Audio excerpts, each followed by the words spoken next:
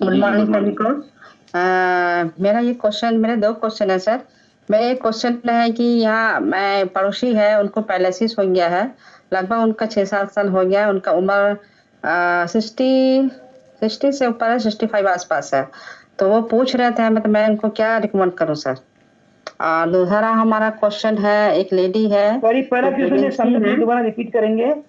जी जी, मैं बोल रही हूँ सर कि वो पैरालिसिस पेशेंट है। ओके ओके ओके ओके, ठीक है। दूसरा उनकी क्वेश्चन। उनकी उम्र लगभग 60 दूसरा एबव है क्वेश्चन, सर। दूसरा क्वेश्चन, जी, दूसरा क्वेश्चन।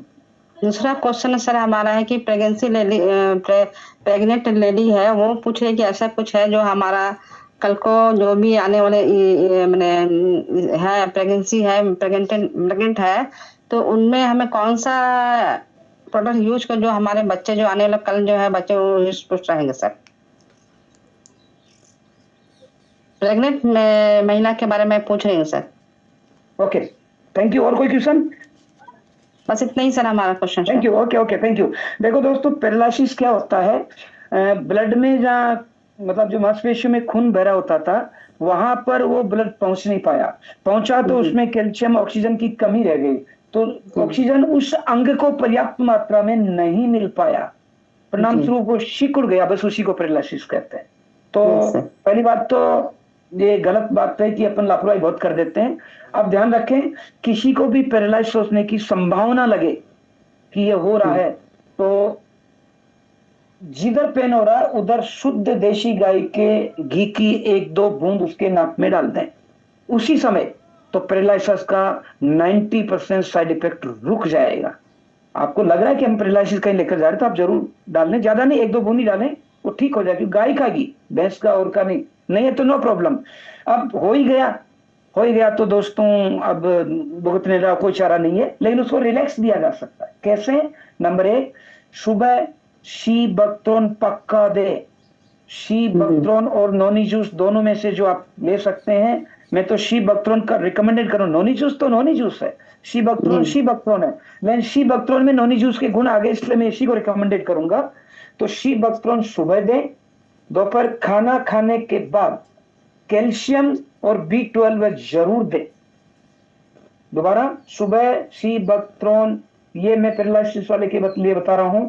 खाना यस खाने के बाद कैल्शियम एक टेबलेट चूसें या निगलें, चबाए नहीं। और फिर 15-20 मिनट बाद B12 ले लीजिए। और यही नारियल तेल, फिटकरी और कपूर जो बताया था, उनकी मालिश करें। अब देखो, ठीक होना तो उनके कर्मों का अपना खेल है, लेकिन वो इतना सक्षम हो जाएंगे कि अब दूसरों पर आश्रित नहीं रहेंगे, अपनी दैनिक क्रियाएं खुद कर लेंगे, चल लेंगे। और प्रेग्नेंट यस वाले की बात है तो मैं थोड़ा सा चाहूंगा कि अगर अ, अंतिम दिन ही चल रहे हैं कि 15-20 दिन में अच्छी खबर मिलने वाली है, जी तो कोई प्रोडक्ट न दें। अब दें तो डॉक्टर से जरूर पूछें।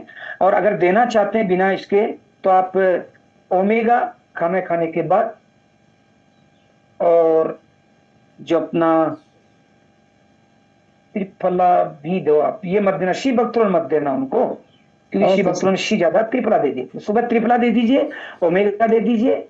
और कैल्शियम की कमी होती है, इसलिए खाना खाने के बाद कैल्शियम दे दीजिए। 3 का रिकमेंडेड इनके लिए, ओमेगा, त्रिफला और कैलमेक डी दे दीजिए, ठीक हो जाएगा। बहुत अच्छा खबर मिलेगी, जो आप चाह रहे थे वैसा ही आकर्षण बच्चे में दिखाई देगा।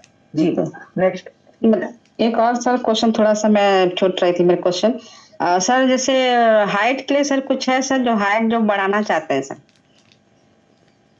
हाइट थोड़ा उनका एक, कम है, मतलब कि हमको हाइट मैंने और हम अगर लंबा होना चाहते हैं बोला सर।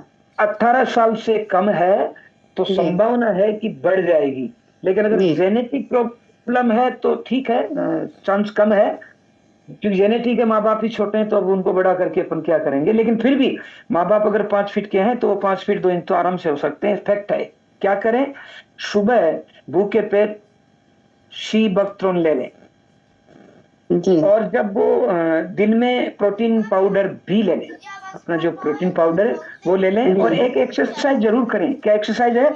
अंगुलियों, पैर की अंगुलियों के ऊपर, एडियों को ऊपर उठा ले, पैर जी की अंगुलियों के ऊपर हाथ को ऊपर खींचकर प्रैक्टिस करेंगे, जिसे ताड़ासन कहते हैं।